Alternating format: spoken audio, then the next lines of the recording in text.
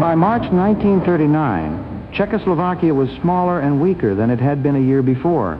5 months earlier, at a conference in the German city of Munich, Britain and France had persuaded it to hand Germany the Sudetenland, the belt of mountains along its border, where nearly all of its defenses had been built. In return, the two governments promised to protect what was left of the country's frontier. That promise was never put into force. When Germany came back for the rest, no one was bound to stop it. Every step so far had come dressed as consent. Austria was billed as a union of Germans with Germans, the Sudetenland as self-determination for its ethnic German majority. This time, Hitler needed the country to come apart from the inside. It came in Slovakia, the country's eastern half, still governed from Prague, but pressing for the right to rule itself. On the 9th of March, the government in Prague dismissed the Slovak regional cabinet, declared martial law, and marched troops into Bratislava and other Slovak towns. For the moment, Prague held control.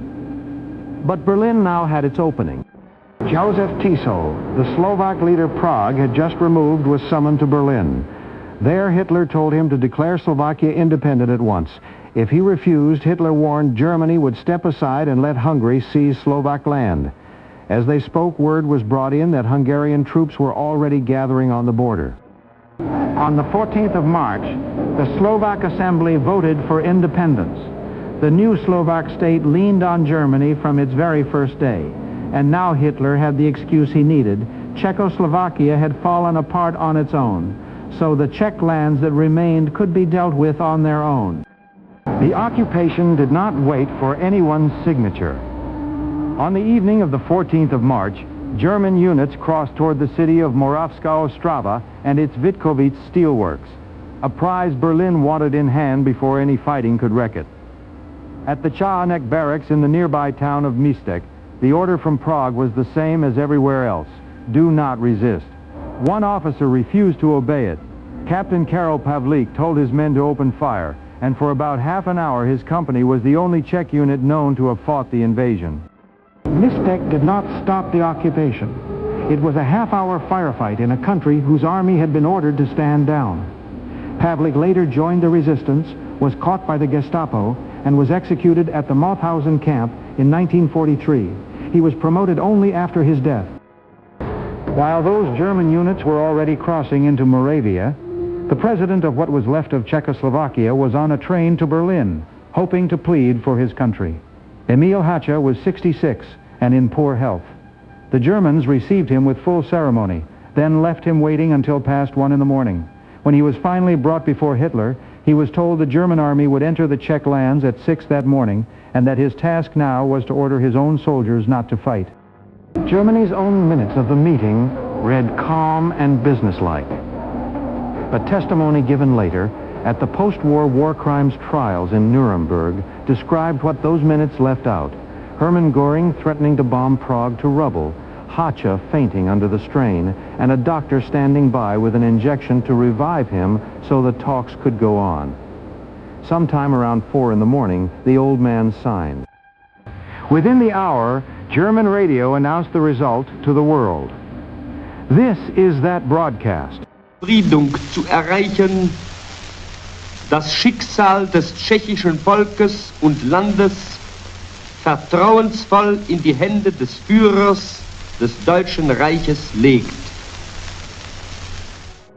In it, the announcer declared that the president of Czechoslovakia had placed the fate of his people, trusting in the hands of the Führer. At 6 o'clock, in a heavy snowstorm, the main German columns crossed into the Czech lands on Prague radio. Czechs heard their own government ordering the army not to shoot. The troops came from several directions at once, seizing the roads and railways as they went, and by late morning they were in the streets of Prague. Apart from the half hour at Místek, no one fired back. German newsreel cameras were there to record it. In Prague, crowds lined the streets as the troops passed. Some shook their fists, some sang the national anthem, and many just watched in silence. The footage sent abroad would be chosen with care. Germany wanted the occupation to look like order. Hitler himself reached Prague that evening and drove up to the castle above the river, the seat of Bohemian kings for 1,000 years. His proclamation was already written and waiting. Its central line was a single sentence: Czechoslovakia had ceased to exist. The next day, March 16th, of occupation was given the form of law. The Czech lands of Bohemia and Moravia were declared a protectorate of the German Reich, territory ruled by Germany, but not counted as part of it. The decree claimed the land had belonged to the German people for 1,000 years and handed real power to a Reich protector who answered to Hitler alone. That evening, Hácha himself went on Prague radio to explain to his own people what had been done. Že odevzdávám osud českého národa a státu s plnou důvěrou do rukou vůdce německého národa. He told his listeners that he had placed the fate of the Czech nation in full trust in the hands of the German Reich. The occupation also handed Germany one of the great industrial prizes in Europe. Hitler himself later counted it up: 1,582 aircraft, 469 tanks, well over 1 million rifles, and the Škoda Works, one of the largest arms factories on the continent. Even the nation's gold was taken. Some 23 tons of it held for safekeeping in London, signed over to Germany's central bank. 2 days later, Britain's Prime Minister Neville Chamberlain rose to speak in his home city of Birmingham. He had been the chief architect of the Munich Agreement, and he began by defending it, arguing that Munich had at least spared Europe an immediate war.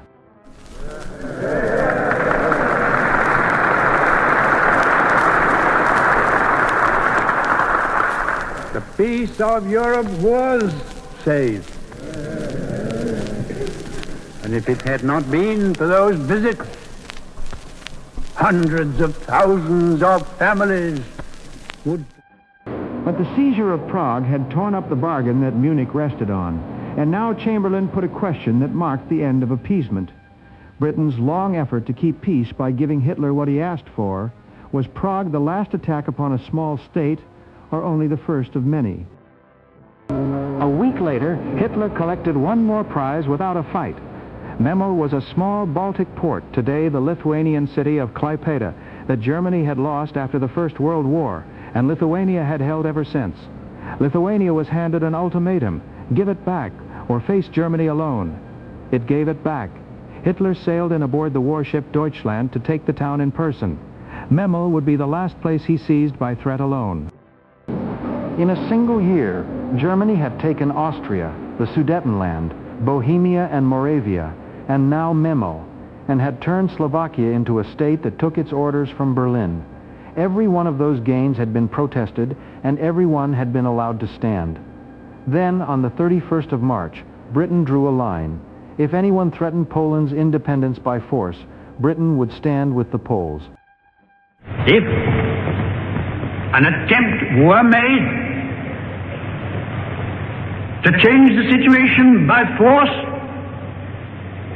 in such a way as to threaten Polish independence, why then, that would inevitably start a general conflagration in which this country would be involved. The promise could not save Poland from attack, but it meant that this time, if Germany marched, Britain would be at war.